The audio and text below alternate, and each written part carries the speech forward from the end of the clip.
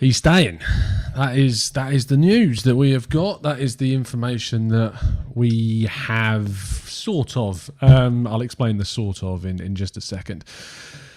But it looks like he's going to be here. It looks like no decision is going to be made on his future as of yet regarding it ending at Arsenal. We're going to react to that. We're going to talk about it, and we're going to get your thoughts in the live chat too. So let's jump straight in with it.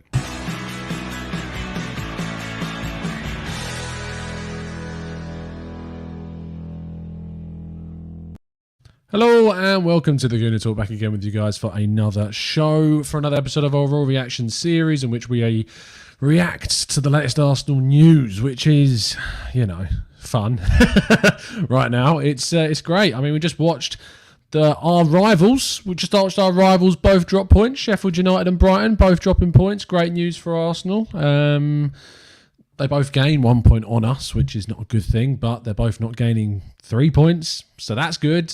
Yay!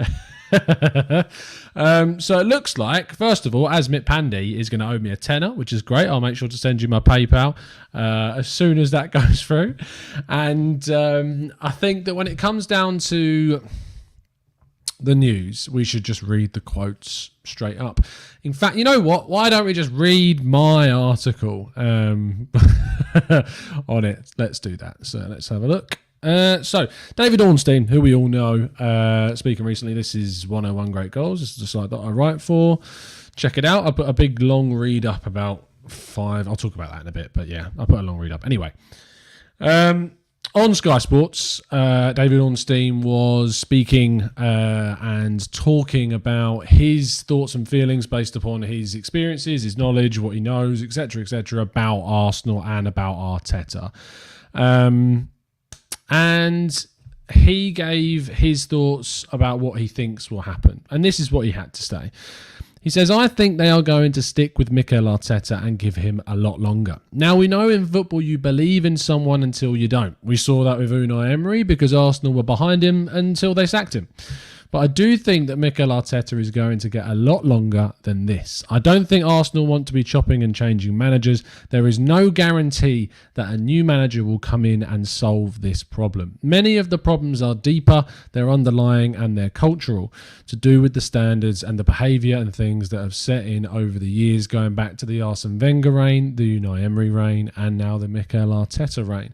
We are not excusing Mikel Arteta here, but these are deep-rooted issues. So that's what David Ornstein had to say about the situation. And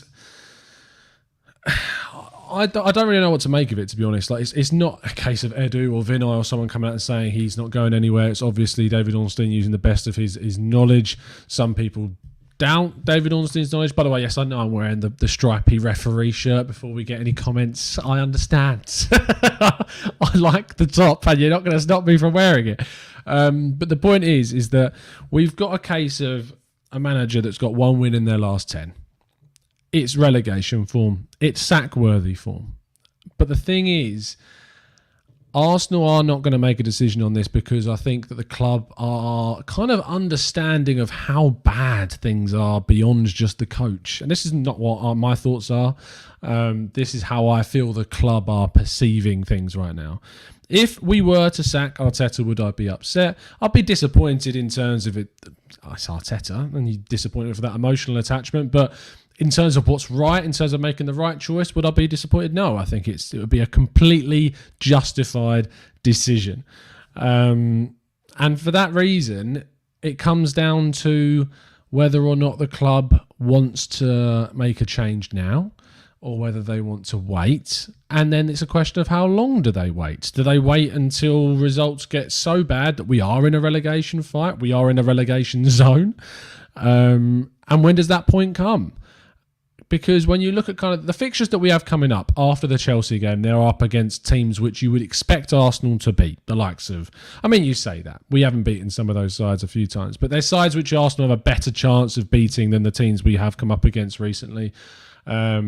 The likes of Palace, West Brom, etc. So if we can beat those teams, then we're in a much better position. But the thing is, as Josh Gunner Forever says, I can't see where the next win is going to come from. I don't know where we're going to get these points. I don't know, because to get points and to get wins, you need to score, and we're not scoring. So where that is going to come from, I have absolutely no idea. Absolutely no idea how we're going to win those games.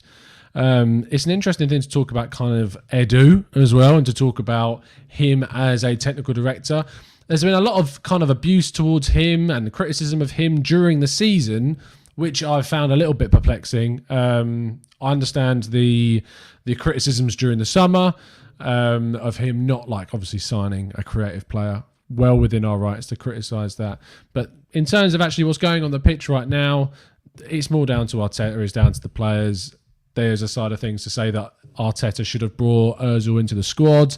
If we're lacking in creativity there, that we shot ourselves in the foot with that. But when it comes down to January, the thing with Edu is if we do not sign, as I said rather emotionally on yesterday's show, if we do not bring in anyone by that Crystal Palace game, I'm all on board, guys. I'm all on board with wanting Edu to move on to pastures new, because you cannot be in a position whereby you have not brought in any reinforcements by the 14th of January after giving yourself 2 weeks and all of the lead up to January to sort out some reinforcements and some situational deals which need to be done. Let's get some of your thoughts and comments in the chat box. Let's have a look. Yannick says, woke up this morning and this dude's still the manager. I'm dedicating the rest of December to trolling TGT until he's gone. And Chris says, you do that already, Yannick. So how is that any different? So there you go. See, I love that the TGT army is all against Yannick right now. You can't troll someone when he's got the TGT members going for him. Loving the defence, guys. Absolutely loving it. Seco Vibe says, the best teams have chemistry on and off the pitch. There's no chemistry in this team. They don't trust each other off the pitch, so it reflects onto the pitch. And that comes down to, how do you build trust? How do you get trust within the players again?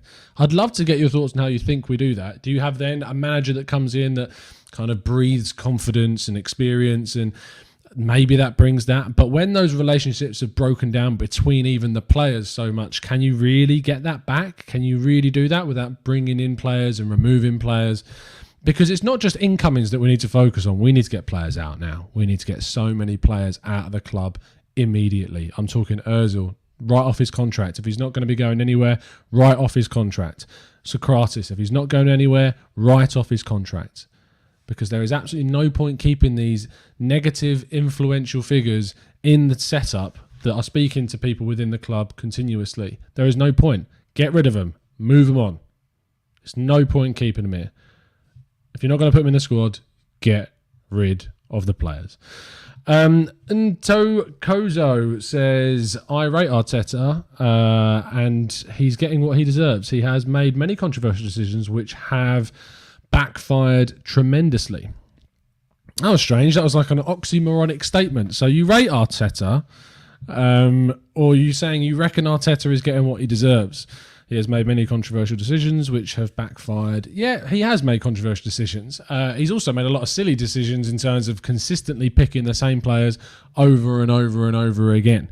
That is such a problem of picking those players over and over again. You can't justify the choice of Willian week in, week out, because it just makes no sense whatsoever.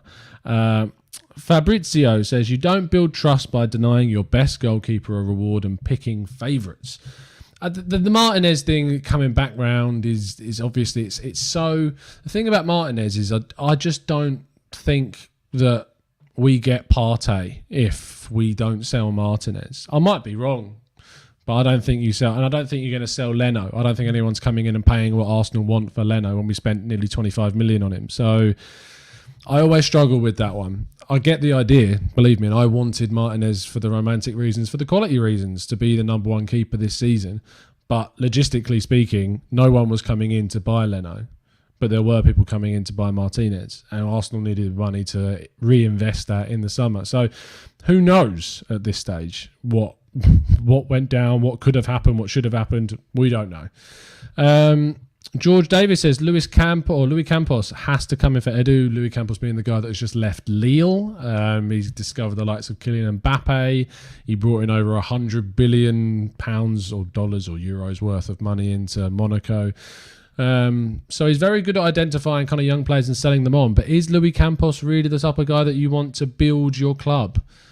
He's got a great track record of finding young talent and then selling them on. But is he the type of guy that you want coming in for that position? That's what I would question about that one. Yeah, he's good at spotting players, but is he just good at spotting players that eventually move on and leave? Or is he actually good at seeing players and bringing them in? Because he did it with Lille as well. You look at it with Pepe or Zimen, these types of players. So maybe he's not the right guy that we're after. Iron Cub says, more worrying than our results is the things that the manager says after the game for me. We are not playing well, and there's more to it than just bad luck. It's scary. And that's what I want to bring your attention to, another article that I did today. I'll just click on me, go down to here and click on this. So if you want to give this article a read, it's on 101. 5 times in the last 6 months, Arsenal's senior figures have misled their fans. It's just, I can't get over the fact that we are continuously finding ourselves misleading the fan base. And I found 6 different scenarios in which we have done that. We have misled the fans. So I've talked about the low block excuse that Arteta goes on about. Talked about Ozil's absence. Talked about wanting to be an Arsenal legend, Aubameyang that's talking about Raul Sanyehi, talking about Vinay Ventukasham. It's a long piece. You may have noticed that it is a long, old piece, but it's really worth reading. Check it out. Go and give it a read on 101 and give and find out what ultimately is going down at the club, because it's just not good enough. It's not good enough. It's not okay. It's not acceptable, and it needs to be changed. And that is ultimately, I feel like, if anything, it's disrespecting the fans at this stage. It's a genuine disrespect to the fan base. How I get really, not emotional, but just frustrated with how mugged off I feel. I feel so mugged off in being a fan and being lied to constantly. And that's what's really frustrating for me is just how mugged off I feel being a supporter and not kind of getting the respect that we deserve. I genuinely think that the senior executives don't really get how well informed us as fans are now these days. Like, we've got so much access to statistics, to news, to outlets, to media, to everything, to video, to highlights, to analytics. We can access so much stuff and understand so much more about the game without necessarily being a qualified coach, that we know a lot more about football these days. And we just aren't respected at all by some of the things that we hear, the statements that are put out.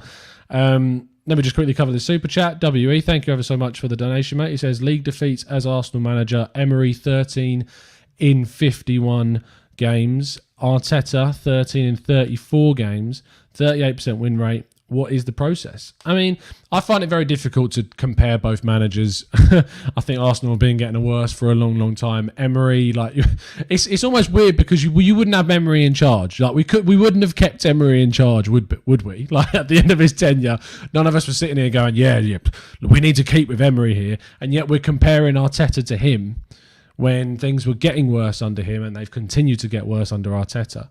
The only thing is going to be in the long term is, hopefully in the long term we can look back on this time and think maybe if he does stay and turn things around, great. If he moves on, then we'll look at the next manager. Because you know what could happen is we could bring in Allegri, and I guarantee you a lot of people that have been bashing Arteta wouldn't be looking all of a sudden at comparing statistics to Arteta's reign. So, I mean, you have to be pretty impressive to be as bad, to be fair. But I don't think you'd see it. Too proud. People are too proud. I'm bored of the board, Tom, says Sam Tressida. Edu and Arteta are results of continued poor decisions from the top. I mean, let me take you through some of these examples on the piece. Let's click on this. So the 5 things I talked about was the low block excuse, which is obviously someone picked up on that earlier on about what Arteta is telling us after the games. And it's basically we're being told that these teams are playing a low block, and so therefore we can't break them down. Which, when you look at the games like Aston Villa when they smashed us 3-0, Leeds United when they were all over us, and Southampton when they deserved to win that game, Were those teams playing a low block against us? No. And yet we still only managed to score 1 goal from open play. It's just a lie. It's just a lie to say that the low block is the reason why we can't score and we can't pick up points and win games. It just doesn't work. It just does not work at all. Let me scroll down to the next one. Ozil's absence. The Ozil situation. We're told that it's from footballing reasons. We are being misled. We are being misled into thinking this is purely down to footballing reasons as to why Ozil's not in the squad. Yeah, if you actually look at the footballing reasons, Arsenal lack central creativity. Arsenal lack someone who could break passes between the lines. And whilst I don't think if Ozil was included in the squad, we would have done massively better, I think we'd be better than where we are now if he was being included. I think we may have created a few more chances, a few more goals. I don't think he's the answer to all of our problems. But to leave him out for footballing reasons and lie to the fan base like that, it's just unacceptable. And it is a lie, in my view. It is a lie, in my opinion. Scroll down to the third one. I want to be an Arsenal legend. Now, in this little section of the piece, I talk about what it kind of means to be an Arsenal legend in a way. I talk about we've had guys at the club who have been leaders like Patrick Vieira, like Tony Adams, that have been leaders, that have done what have needed to be done from a captain's perspective and become legends through periods of great success. But Arsenal have also had legends at the club that have played during really, really bad periods. Older viewers, older listeners than myself will be well aware of Arsenal during the 70s. If you're not, because you're of a younger disposition, like myself, then do some research, go back, look at Arsenal's history. Our 70s were poor, especially in the middle of those 70s. 73, 74, 75, you're looking at finishing 16th, 17th in the league. Very similar to how we are now. But Liam Brady was still a legend of Arsenal during the 70s because he was still an utter example to everyone else on that pitch. The way he played, the way he dragged the team forwards, the way that the things he did with the football on a pitch, the pitches were dreadful, and Liam Brady was still providing Arsenal with amazing technical pieces of talent and dragging the team to the victories that they could get, no matter how few. Is Aubameyang dragging Arsenal to anything like that level and he wants to become a legend? No. And he misled us. He has utterly misled us with those words. And that's how I feel that, in this sense, we're being misled by Aubameyang's words when he signed that deal. Moving on to the next one. Good old Raul Sanllehi. We were told, and the part of the end of this piece is where I say how we've been misled. That, by the way, is not Raul Sanllehi. That's Sven Mislintat. I'll talk about that too. But the part where I say where we've been misled is where Stan Kroenke, when he left, described Raul Sanllehi as having a big contribution to Arsenal. A big contribution. The only contribution that Raul Sanllehi has had to this club is continue to hammer down Arsenal into the decline that they have found themselves in towards the end of the Arsene Wenger era.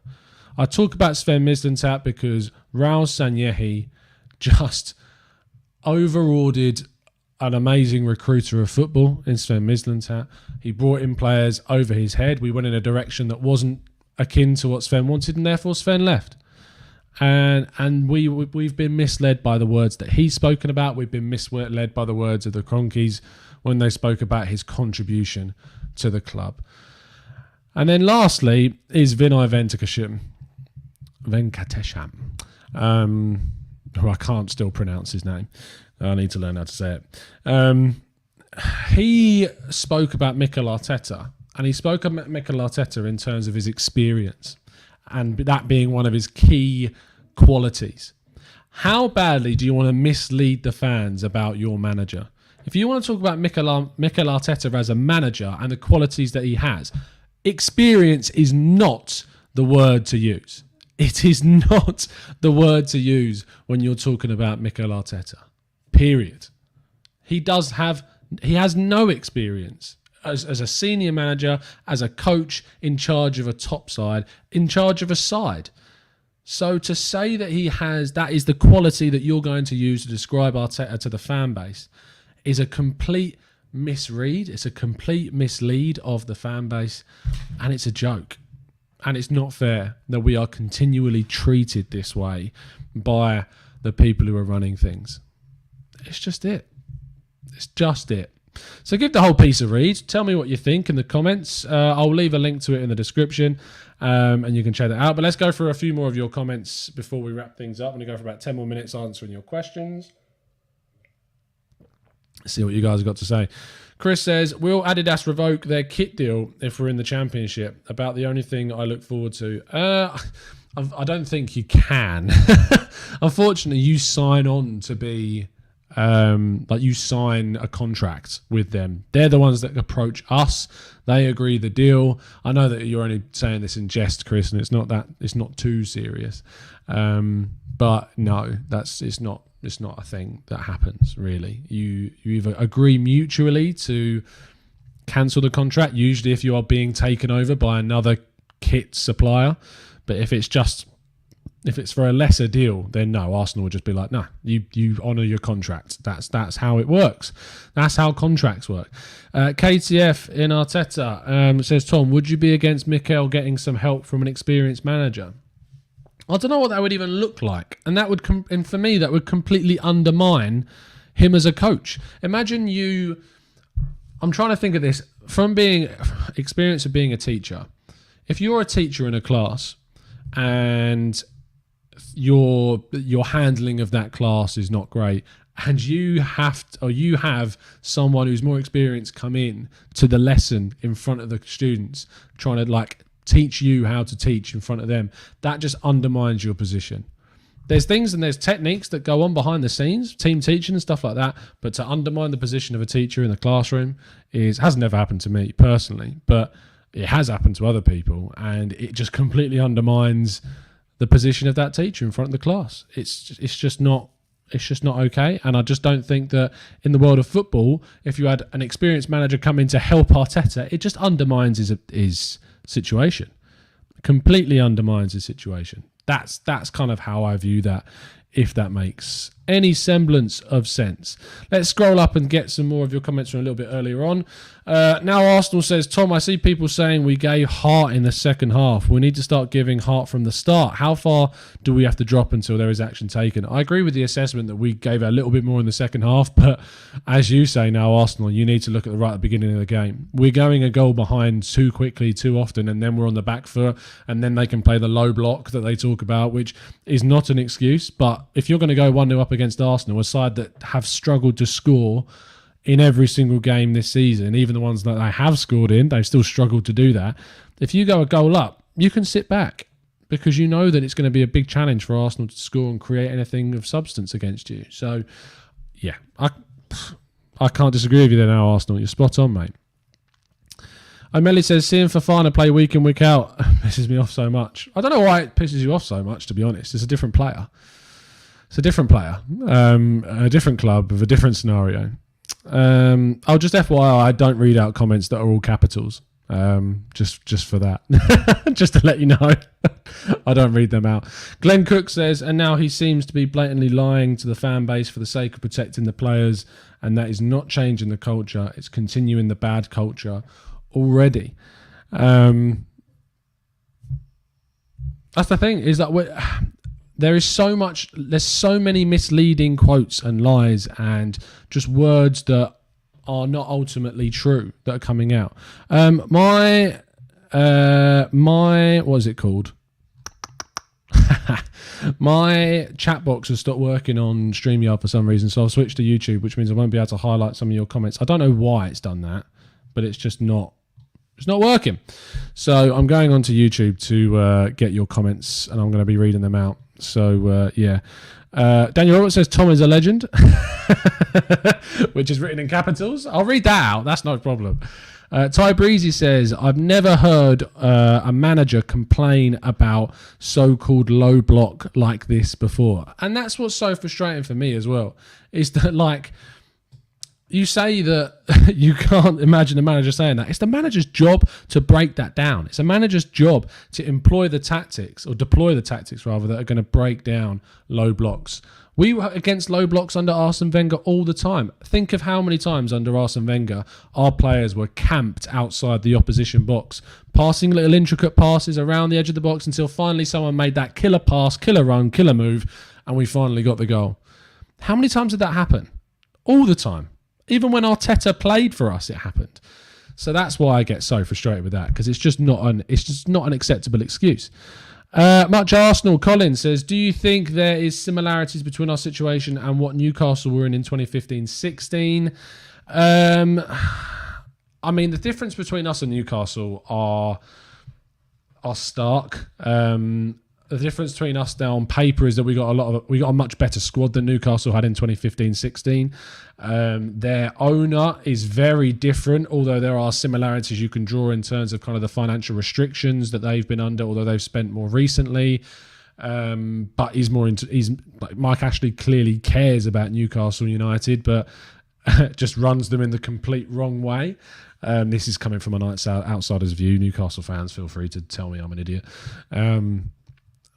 I don't see us going down still yet. I'm not convinced that's a reality, but it's not something that you can take for granted because teams around us are picking up points.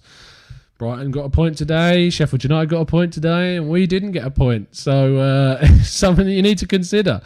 This is really irritating that I can't highlight your comments. That's really rubbish. I don't know if I refresh it will come back, but it's just for some reason it's not happening. I don't know why. Daniel Robert says, Tom, why are you wearing the Newcastle kit? That was coming. Calvin Cloet says, hi Tom, do you think it's just a simple case of the club not willing to invest more money in a more experienced coach? I mean, one, if they're sacking, they've got to pay out his contract. And secondly, they'd have to get another coach in where they'd have to pay arguably a lot more than they're paying Arteta. I reckon Arteta's on a pretty low contract, to be honest. It's his first job. Very cheap. Chris says, Tom, engage brain. What can we reasonably do to fix things if the problems are deeper than just the manager?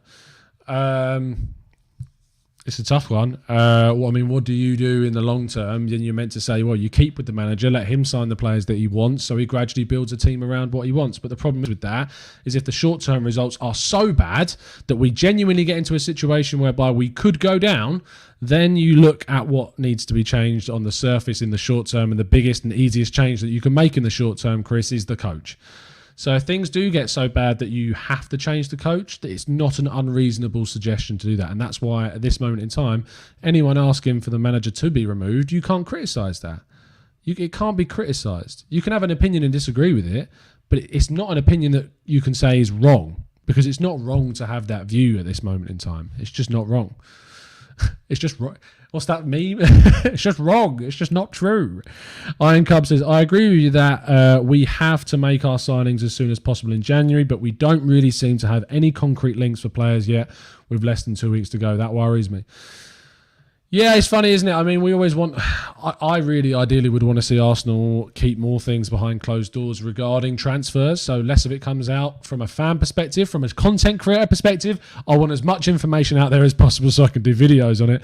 But it's just not a case of keeping things quiet anymore. And that's a shame for certain aspects. And then for other things, you need to have communication from the top, which isn't happening.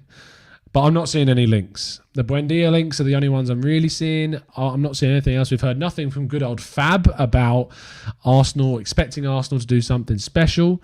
Maybe if we all chip in 200, 300 quid, maybe we can get Fab on the show and ask him some questions. Daniel Roberts says, what does ESR need to do to start in the league?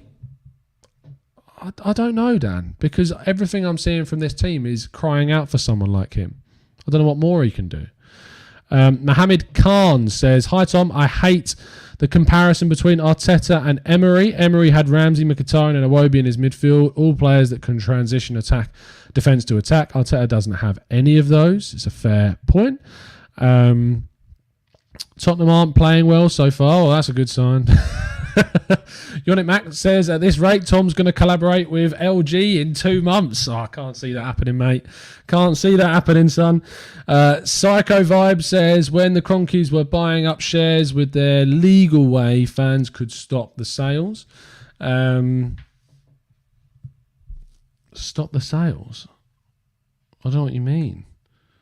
Was there any legal way fans? No, there wasn't. No, sorry, Serco Vibes. I completely misread your question. When the Cronkies had enough shares, through Usmanov and I think there was another person as well, that they had a certain level of control, they can mandatory buy out the shares of the other fans. Like they don't have to go. There's nothing stopping them from doing that. So those fans had their shares bought. They would have got the money paid for the shares, the value that they were at that moment, and that was it. That was it. Has my chat come back yet? No, it hasn't. That's annoying because we got a new member. Freddie Stebbings, thank you and welcome to the membership. You absolute legend. I hope you enjoy the free content. If you've joined up as an expert member, enjoy the Discord server. I'll make sure to put a new link for you in the community tab on the YouTube site. So make sure you check that after the game. Karthik says, Tom, if we don't sign anyone on January the 1st, I'm done. I think that's maybe a little too far. What I would say is if you don't see any significant movement or links by January 1st, be concerned. If we don't sign anyone by Crystal Palace or before Crystal Palace, go mental. Go absolutely mental. KTF and Arteta says, great discussion, Tom. If you didn't know, you are the best Arsenal YouTuber currently out there. Thanks, mate. I know I've got no proof that you said that because I can't highlight your comment. Oh, hold on. Is it back? Have I got it back? No, I haven't. Oh, that's annoying. I misread it for a second. But thank you, KTF. I know that anyone watching on playback, you've got no evidence that they actually said that. Could be lying. This is a message from Christopher Fung. He says Tom is the greatest YouTuber of all time and that he would happily pay more for membership every single month than he currently does. Oh, thank you. Thank you, Christopher Fung. I appreciate that. Matt Gray says, any idea when Partey will be back? Still hearing a few games. Yes, that's all I know. It's a few games. We haven't had anything. Jonas de Hauer says, could you get Clive on again? Yeah, me and Clive chat a fair amount. He's a lovely guy and he's always welcome on the pod. So I'll drop him a text and we'll see if he wants to come on. Maybe when we've won a game. He doesn't like talking too much when we're losing. Peter Renner says, Tom, the worrying thing for me is that Arteta doesn't seem to be learning. I may be wrong. I mean, those last 4 words, I may be wrong, is what Arteta needs to consider when he makes his choices, Peter. Yes, I agree with you. That is concerning. He doesn't seem to be learning from those mistakes.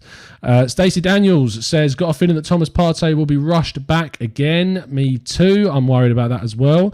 Sam Chester says, Tom is the absolute best, most level-headed gooner on the YouTube, and the Discord server is banging, worth every penny and more. Thanks, Sam. I appreciate that. He did actually say that. That wasn't me lying. T.O. Pest says, Leicester toying with Spurs right now.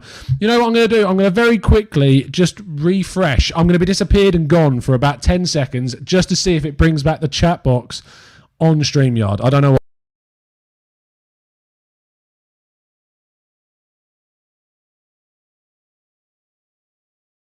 Okay, I should be back. I'm hoping that it's worked. I'm really hoping that we've got a chat box back. We should get some comments coming through any second now. Let's go. Oh, that's better. Yeah, very funny, Dad. You see, my members just unbelievable. Tom, you need to check out Dan's spreadsheet in the Discord. Top stuff. I'll have a look at it, mate. I will have a look at it. I mean, let's have a look. I can probably get it up on the screen if it's sensible. Which chat did you put it in? Because then I can actually find your spreadsheet. Tell me which of the channels you put it in on the Discord server and I'll see if I can get it up on the screen if it's sensible. It looks like the chat's still not working for StreamYard. I don't know why. I've tried everything I can do. Colorado Gooner, thank you ever so much for joining as a member. You absolute legend. Make sure you enjoy the extra content. I'm going to try and put out a Plus members exclusive bit of content this week. I'm also going to try and get a expert members podcast done with an expert about the Arsenal situation very soon as well. I'm speaking to Alvaro Romeo, who obviously you remember, Spanish expert. He hopefully be back on the pod by around the new year as well, so that should be fun. Tom is lying. I never said anything about the Discord, says Sam. No, I'm not. I'm going to print screen it. Fabrizio says, you have a new member, Tom. I know, but I can't highlight it, Fabrizio. I can't highlight it.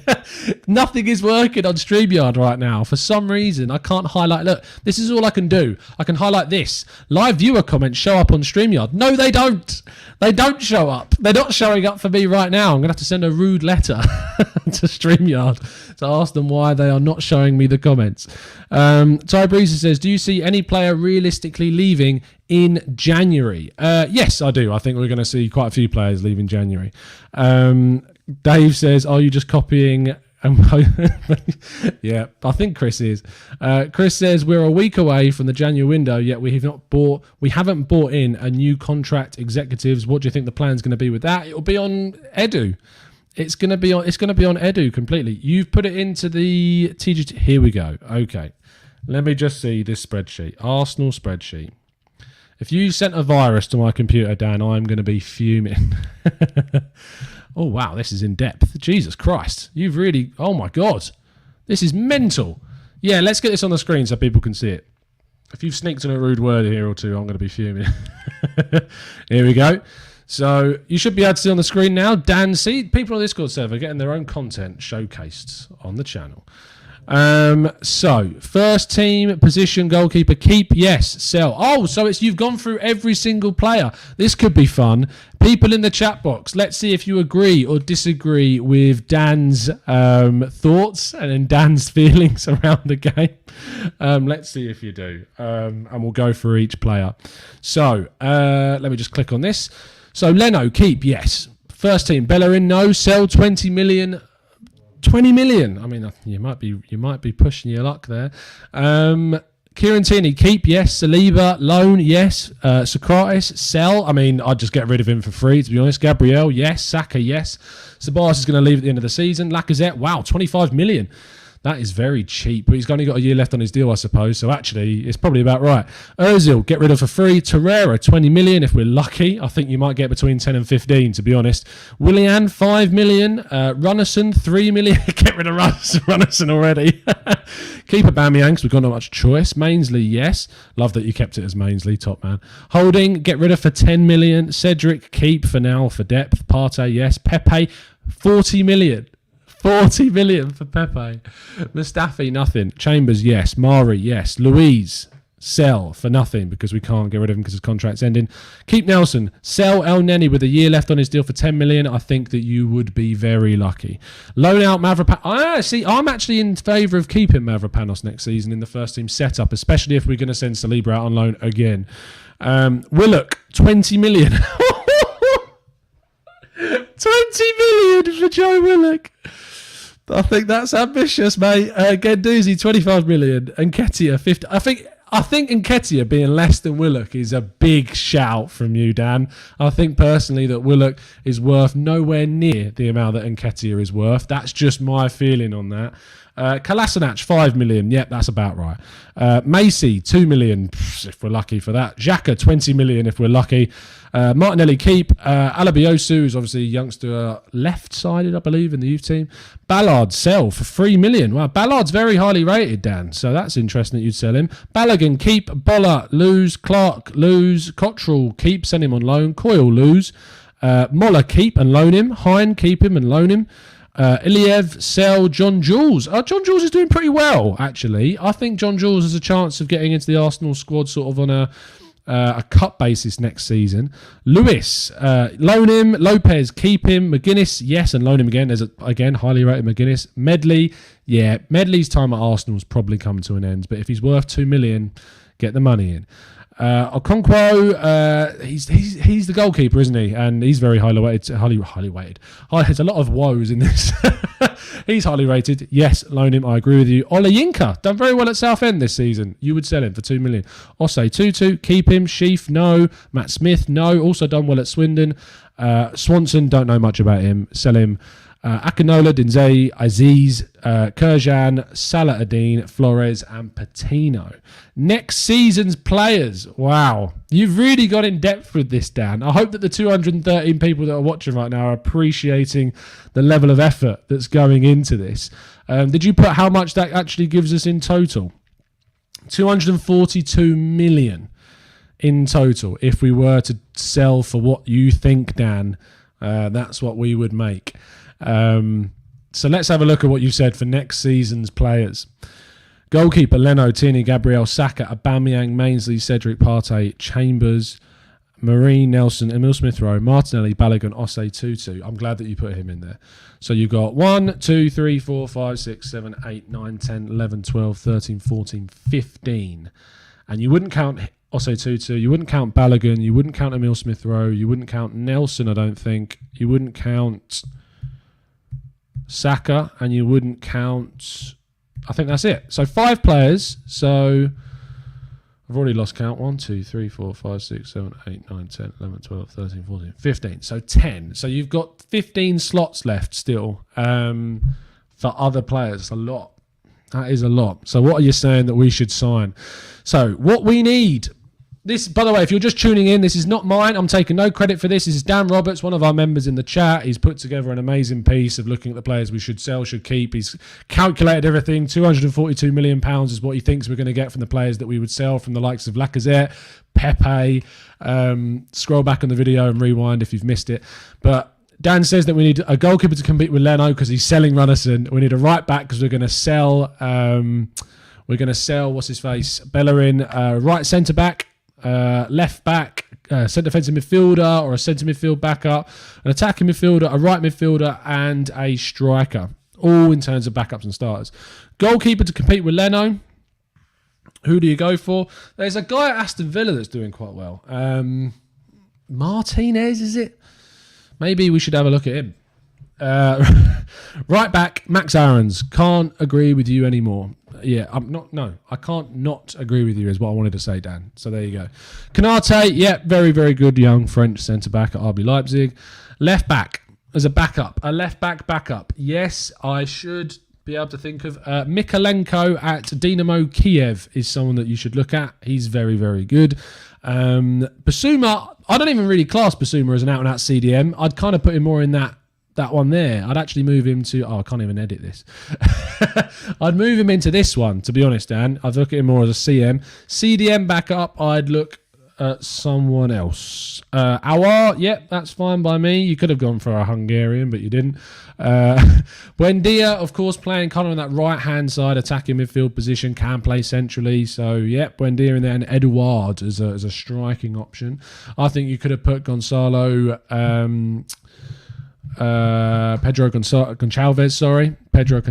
at Sporting Lisbon, someone you could have looked at. A right back, you could have looked at Jeremy Frimpong at Celtic as an option.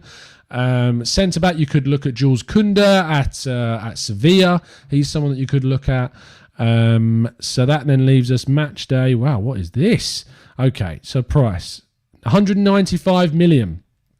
Is what you're spending on these. What do I make of these then? Eduard, 30 million. Yeah, probably about right. What's the 5 million there for? For a left back that you've identified as a backup. A goalkeeper backup, 5 million. Awar, 45 million. Buendia, 25 million. Basuma, 25 million. I think he's going to cost more than that. I think Brighton will try and fleece us, to be honest. Canate, 40 million. Aaron's 20 million. You think, and that's the thing, is what I know that I know I can enable editing. I know I can do that, but I don't really want to. I think it would change the screen for me. It makes sense in my head. It might not make sense in yours. Let me just click off. So, thank you, Dan, for that. That was very insightful, and I appreciate the time that you spent, and I hope that you appreciate me going through that on the screen for the time that you spent on that. But I think ultimately, football's not like FIFA. And I'm not saying that's not what you tried. I'm not saying that's what you tried to do, Dan. I think from the outside perspective, it seems very easy. And if anything, what you've done, Dan, is that you have kind of made it. In a way, you've made people hopefully see how easy it is for fans to identify players, for fans to be educated and knowledgeable about players that should be purchased and should be picked. And I hope people take from that, not a case of it's just picking and choosing players at will like you do on FIFA Career Mode, but actually it's people suggesting legitimate ideas about what we could do in the long term. So fair play. Give big up to Dan in the chat. Respect to him for putting all of that together, because that was fantastic. And as you say, if you want to get involved with our Discord server and get access to chatting to guys like Dan and Chris and everyone else and myself in the chat sometimes, then make sure you sign up as an expert member or higher, and you can join our Discord server. And there's lots of chat going. There's lots of therapy. There's constant therapy. There's discussions. There's debates. It's like you see right now in our chat box, but it's constantly, it's all the time. It's 24/7 of people chatting, and then they bleed into the shows, not physically, because that would be a bit strange. I'm going to round things off there. Again, apologies I couldn't highlight a lot of your comments today on the screen. StreamYard's let me down there. It worked for the first half of the show, not for the second half of the show. I will be back this evening and tonight with Drew and Adam and Raf are the best that have signed up for the show. Whether they turn up or not is another thing. But they've all signed up for the show. So you should see Adam, Raf and Drew a little bit later on tonight, 8:30 p.m. UK time. So make sure you tune in. We're going to have a big breakdown. That's what we're going to do. So make sure you tune in for that. It's been a pleasure to speak to you. Drop a like on the video if you've enjoyed it. Share it around with your friends. Tell your friends about it. Tell your family. Tell your brothers, sisters, mothers, fathers, grandparents, uncles, aunts about the show. Get them to watch it. Get them to tune in and get them to comment and get them to join up as a member and join the Discord server. See you again very, very soon, people. Enjoy the rest of your day and let's hope Spurs lose. And as always, up the Arsenal.